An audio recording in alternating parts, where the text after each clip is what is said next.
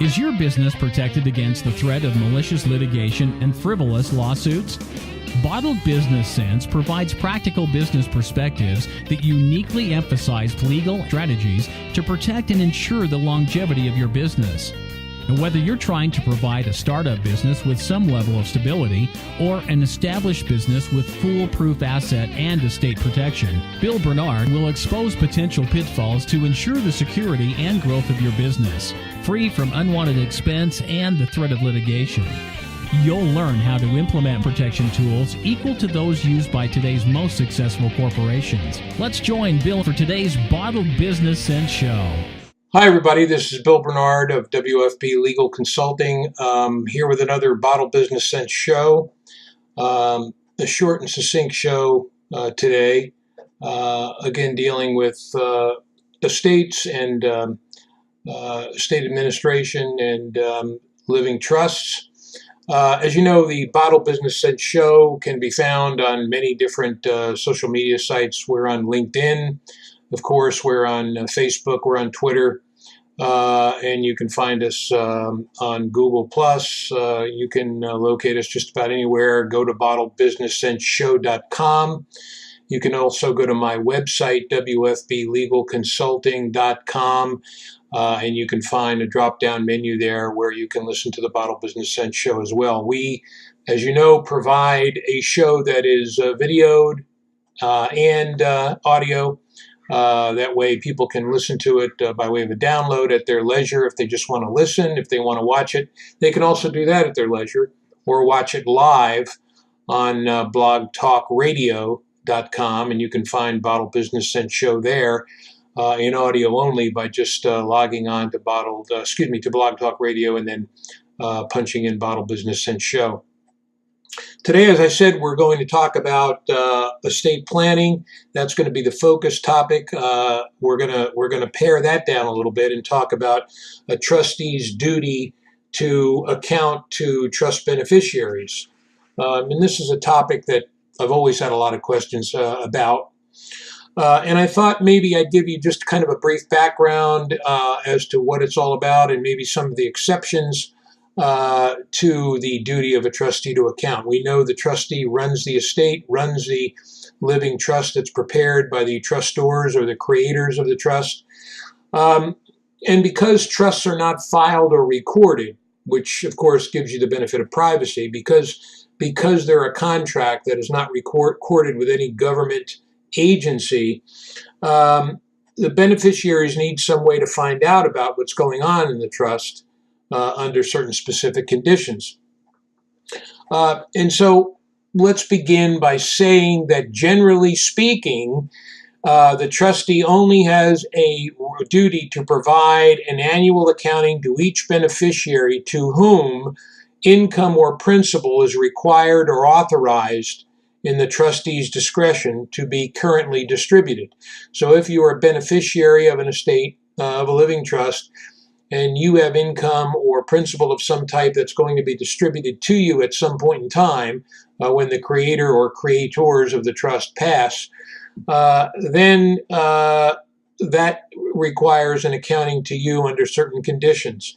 Remember, the trust document has to be read and interpreted to determine who is entitled to these accountings. So it can be specifically set forth in the trust document. And then the trustee, of course, has a duty to carry out those specific requirements. Typically speaking, in an accounting, there are 6 separate specific areas that have to be provided in an accounting to these beneficiaries. So let's go through them. Here's the key items. 1 would be a statement of receipts. 2, a statement of any disbursements. 3, a statement of the assets in the trust. 4, any liabilities that the trust may have by way of the creators of the trust. 5, a statement of the trustee's compensation and a statement of the agents hired by the creators to administer the trust. And of course, a statement that the recipient may petition the court for a review and that such petition must be filed within 3 years of the request. So all of these things must be provided by way of an accounting to the beneficiaries, of course, if you're entitled to an accounting, by being a beneficiary who's entitled at some point in time to income or principal from the trust assets. The law requires, let me repeat that, the law requires that an accounting be done at least annually upon the termination of the trust or upon termination of the trustees, or a change in the trustees is a better way to put it. So the trust terminates or the trustees change, the beneficiaries are then entitled to an accounting at least annually. So remember, if you're a beneficiary entitled to income or principal in a living trust, you're entitled to an accounting, and you're certainly entitled to that accounting, one, if the trust terminates, that is, the creators pass, or if the trustees of the trust change. Then you would be entitled to at least an annual accounting for as long as it takes for the assets of the trust to be dispersed. Remember, however, here's some of the caveats. The law does not require an accounting to any beneficiary of a revocable trust for the period when the trust may be revoked. So anytime the creators of the trust are living and they can revoke that trust, the law doesn't specifically require an accounting to the beneficiaries, although the trust instrument itself may provide for that in some fashion. That's why that has to be looked at and reviewed by a lawyer. However, when a trustor, a creator of the trust, becomes mentally incompetent and a successor trustee takes over, in that case, the trust cannot be revoked because the mentally incompetent person can't revoke a trust at that point. He doesn't or she doesn't have the legal capacity to do so. So accordingly, an accounting must then be provided for. So remember, the trustor and the creator of the trust many, many times are also the trustees of the trust. They run their own trust. There may be a third-party trustee involved, a successor trustee, should something happen to the trustors or creators of the trust who are also acting as the original trustees, such as mental incompetence. At that point, a successor trustee steps in. What do you have there? You have a change in trustees, of course, and you have a period where the trust cannot be revoked because of the mental incompetence of the trustee or trustees. Therefore, the beneficiaries would be entitled to an accounting, and the beneficiaries would be what? Someone who is entitled to any income or principal by way of the trust disbursement upon the passing of the trustees. So while the trustees, original trustees, are incompetent, a successor trustee steps in. Now you have a change in trustees. You also have a period of time when the trust cannot be revoked, where normally it could have been. And so the beneficiaries under those circumstances would be entitled to an accounting, either change in trustee or the trust becomes irrevocable by way of mental incompetence. Now, what happens if you have the first spouse? You have two creators, two trustors, who are then acting also as trustees. What happens if the first spouse dies or passes? Well, then you have a permanent irrevocable trust. An accounting is then required only for the permanent revocable portion, so the beneficiaries, typically the children or someone else, know what to keep watch about and what to keep an eye on, because that is eventually coming to them when the second trustor or creator passes. So remember, when you have two trustees and one passes, or excuse me, two creators who are acting as trustees as well, one passes, that portion becomes irrevocable, and so you're entitled to an accounting as a beneficiary. The other portion, because the second trustor or creator who's acting as a trustee is still living, that portion is not yet irrevocable, okay? When both pass, now it is the entirety of the estate is irrevocable, right? And you would be entitled to an accounting as a beneficiary, someone who is entitled to either income and or principal from the trust assets. You need to make a written demand to the trustee for an accounting if you're not provided one. And if the accounting is not provided after 60 days as a beneficiary, you can file a probate court petition to get a court order requiring that an accounting occur. So that's very important. And now we're talking, of course, in a situation where you are entitled to an accounting because one trustor passes, one creator passes, and you didn't get it, or both have now passed and now you are entitled to an accounting as well because both portions of the trust from the two trustors are now irrevocable and you would be entitled to an accounting. You make a written demand for the accounting. If you don't get it, you have 60 days to file a petition seeking a court order to have an accounting prepared. Finally, there is a California Probate Code 16060, and that provides, I'm going to read it to you, a quote, so you'll understand it better. Trustees' general duty to report information to beneficiaries is what it's entitled. And it states that the trustee has a duty to keep the beneficiaries of the trust reasonably informed of the trust and its administration. So the law has been interpreted by courts to mean that the duty to provide information is independent of a duty to provide an accounting. So you are really entitled to general information about this trust if you are a beneficiary, someone again entitled to income and or principal by way of trust disbursements once the creators of the trust pass. You have a general duty by way of the law to understand what's going on. So it's kind of a catch-all.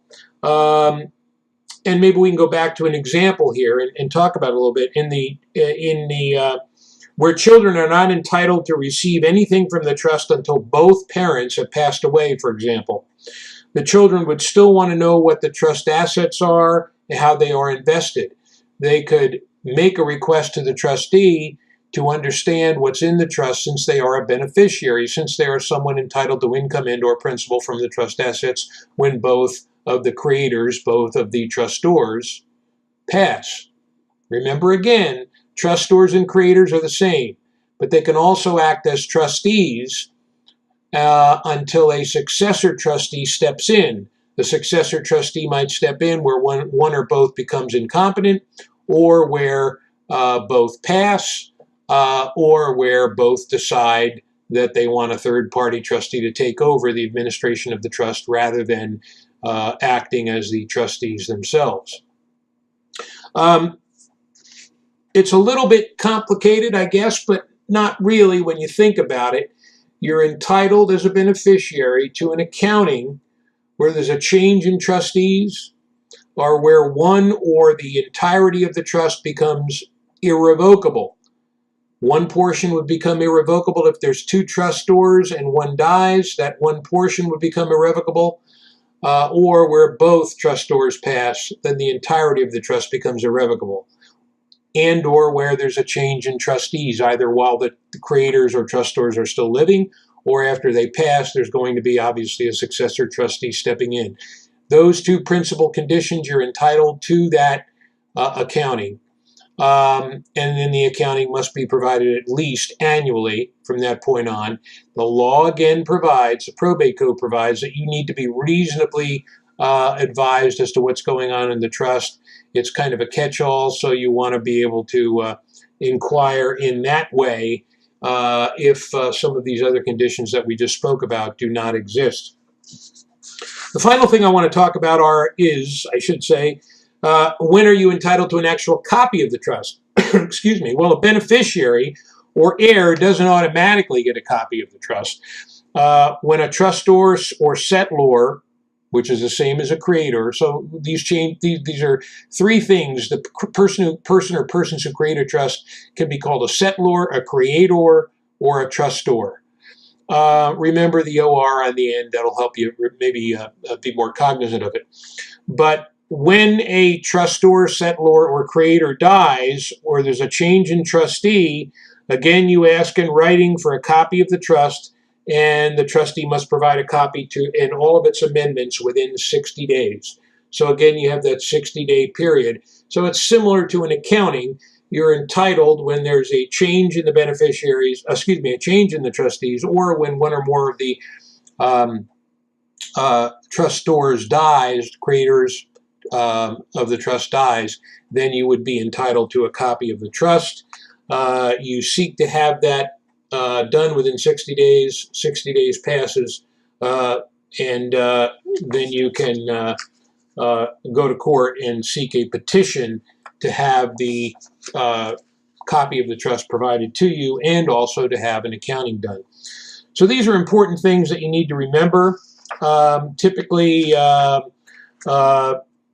trustors are not always at the best at making their beneficiaries cognizant of what's going on. A lot of times they want to keep it secret so there's no dispute in the family, or so there's no issues arising.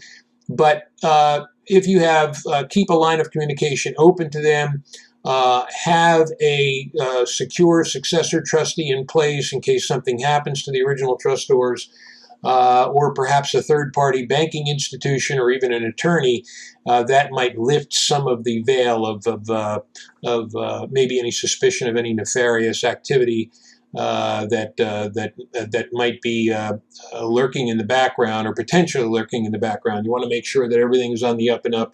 As a beneficiary, you are entitled, under these circumstances, to both a copy of the trust and an annual accounting.